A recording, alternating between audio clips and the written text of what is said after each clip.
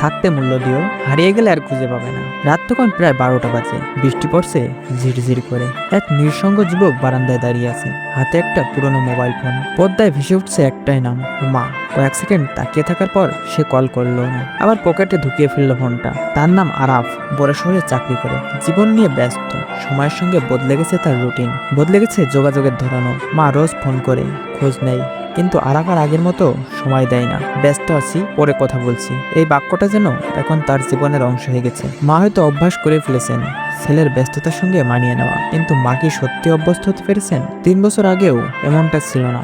Office থেকে ফিরেই প্রথমে ফোন করতো মাকে, মা খেয়েছো? মা বলতেন হ্যাঁ রে, তুই কেমন আছিস? ফোনের অপাশ থেকে হাসির শব্দ শোনা যেত। চোখ বন্ধ করলে যেন মায়ের সেই মুখটা ভেসে উঠত। একবার প্রচন্ড জোরে ভুগছিলেন মা, বাবা অনেক আগেই চলে গেছেন, তাই বাড়িতে একাই থাকেন তিনি। তখন রাত 2টা।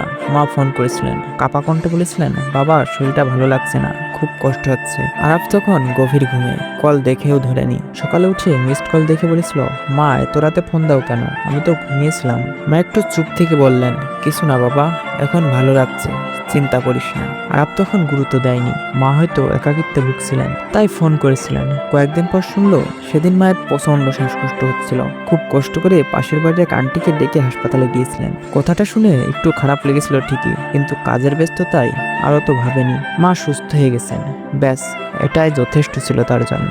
আজকের রাতটা অন্যরকম, কিন্তু আজকের রাতটা ভিন্ন। ফোন হাতে নিয়ে বসে আছে, কল করব কি করব না ভেবে। গতকাল এক পুরনো বন্ধুর সাথে দেখা হয়েছিল।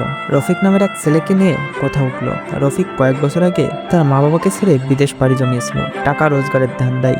মা রোজ অপেক্ষা করতেন ছেলের ফোনের জন্য। একদিন স্টপ করে মা চলে গেলেন। খবর পেলেও রফিক ফিরতে পারেনি। পরে এসে দেখে বাড়ির দরজায় তালা ঝুলছে, মা নেই, বাবাও নেই। বন্ধু বলছিল, আমাদের মা বাবা কিন্তু আমাদের জন্যই বাঁচে রে।